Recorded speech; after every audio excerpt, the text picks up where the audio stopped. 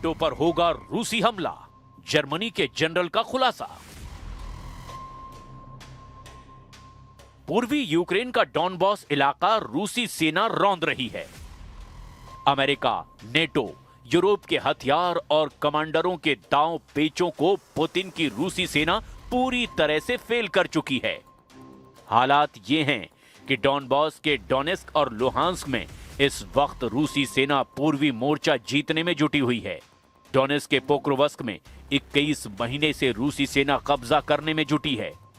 आज यूक्रेन के पोक्रोवस्क में जेलेंस्की के साथ साथ राष्ट्रपति ट्रंप, नेटो चीफ मार्क रूटे समेत 32 देशों के राष्ट्र प्रमुखों की भी साख पर ऐसा बट्टा लग रहा है कि पूरा नेटो बिलबिलाने लगा है।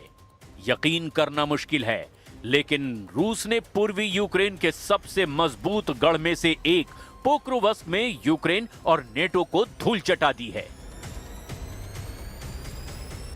और यही वजह है कि अब नेटो देश जर्मनी के एक top commander lieutenant general Alexander Solfrank ने दावा किया कि पुतिन के रूस के तेवर बेहद खतरनाक हैं। जर्मनी के लेफ्टिनेंट जनरल अलेक्जेंडर सोलफ्रैंक ने खुफिया रिपोर्ट के आधार पर दावा किया कि रूस कल तक नेटो पर हमला करने में सक्षम होगा। रूस किसी भी समय नेटो क्षेत्र पर सीमित रूप से हमला कर सकता है। लेफ्टिनेंट जनरल अलेक्जेंडर सोलफ्रैंक ने कहा, अगर आप रूस की वर्तमान क्षमताओं और युद्ध शक्ति को देखें तो रूस कल तक नेटो क्षेत्र पर एक छोटे पैमाने पर हमला कर सकता है। जनरल सोलफ्रैंक जर्मनी की संयुक्त अभियान कमान के प्रमुख हैं और रक्षा योजना की देखरेख करते हैं, जिन्होंने खुफिया रिपोर्ट के हिसाब से यह दावा किया कि रूस 2029 तक 32 सदस्यों वाले नेटो पर बड़े पैमाने पर हमला कर सकता है। सोलफ्रैंक ने कहा कि रूस की वायुसेना अभी भी मजबूत है और उसके परमाणु और मिसाइल बलों पर कोई असर नहीं पड़ा है।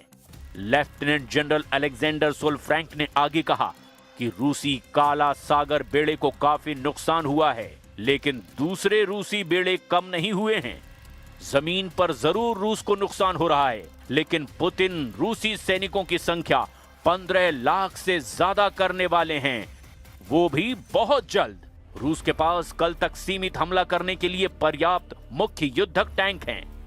हालांकि व्लादिमीर पुतिन ने इस तरह की योजनाओं से इनकार किया और जोर देकर कहा कि मॉस्को का यूक्रेन पर पूर्ण आक्रमण वास्तव में नेटो के विस्तार के खिलाफ बचाव के लिए था। जर्मनी को डर है कि रूस जर्मनी पर हमला कर सकता